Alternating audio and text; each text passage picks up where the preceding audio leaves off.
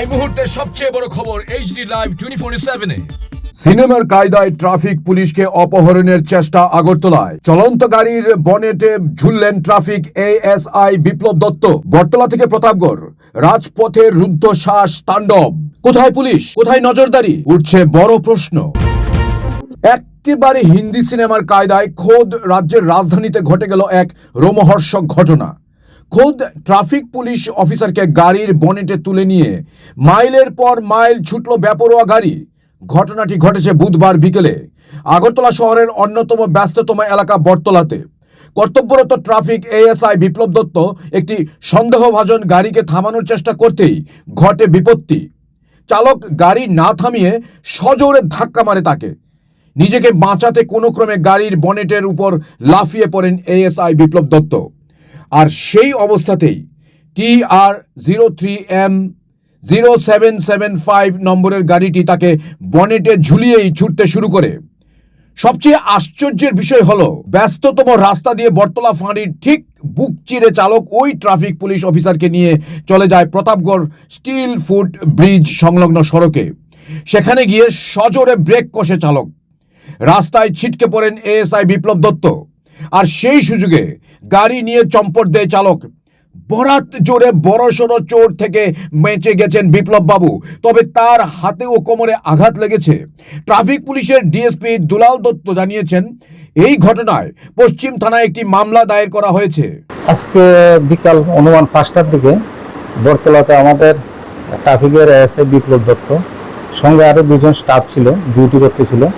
তখন হঠাৎ একটা TR03N0775 বোলেনো গাড়ি হঠাৎ এটা ডেঞ্জারাসভাবে চালিয়ে একজন লোককে ধাক্কা দিতেছিল।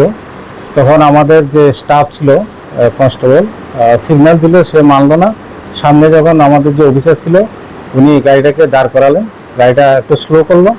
এর মধ্যে যখন উনি গাড়ির কাগজপত্র এই চালান মেশিন দিয়ে চেক করতেছিল, হঠাৎ গাড়িটা দ্রুত বেগে স্টার্ট করে দিল ওনার উপর দিয়ে। তখন উনি আত্মরক্ষার্থে গাড়ির বনারে উঠে গেলেন এবং ওনাকে নিয়ে দক্ষিণ দিকে একদম হাওড়া ব্রিজের দিকে প্রথম গেল, এরপরে শ্মশানের দিকে একটু যেতে লাগলো।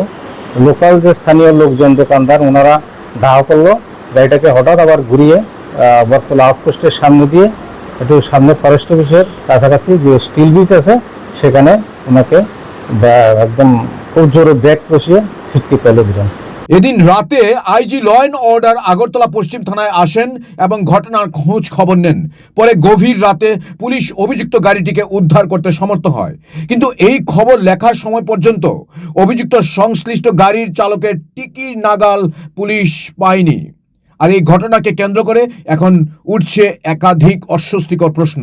রাজপথে কোটি কোটি টাকা খরচে বসানো সিসি ক্যামেরাগুলো তাহলে কি করছিল? আইটি ভবনের সার্ভার রুমে বসে থাকা আধিকারিকদের নজর এড়িয়ে কিভাবে এই কাণ্ড ঘটলো? কোথায় ছিল পুলিশের ওয়্যারলেস নেটওয়ার্ক? কেন তৎক্ষণাৎ গাড়িটিকে লক গেট করে আটকানো গেল না?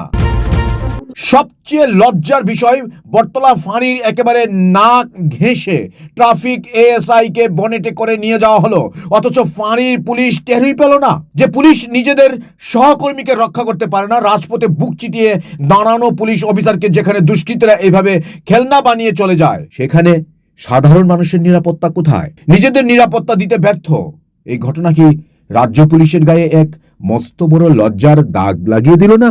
Report AGT Live 24/7।